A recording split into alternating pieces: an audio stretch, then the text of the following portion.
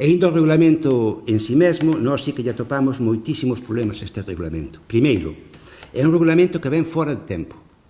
Nada impediu que este regulamento se aprobara no pleno de abril ou, incluso, no pleno do mes de xuño, xa que as piscinas foron entregadas o día 11 de xuño, pois puidose levar perfectamente ao pleno de xuño e estaba o regulamento aprobado para poder abrirlas con normalidade.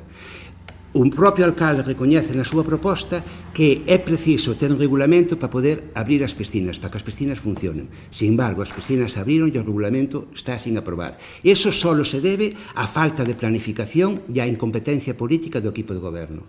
Puido perfectamente aprobarse un regulamento feito con calma, debatido, con todas as garantías a tempo antes de que chegara o verán. E non se fixo. E a única culpable, os únicos culpables que non se fixeran é o equipo de goberno. Eu incluso creo que se entra incluso na irresponsabilidade de non telo feito. Eu creo que é unha irresponsabilidade que esperemos que non teña ningún tipo de consecuencia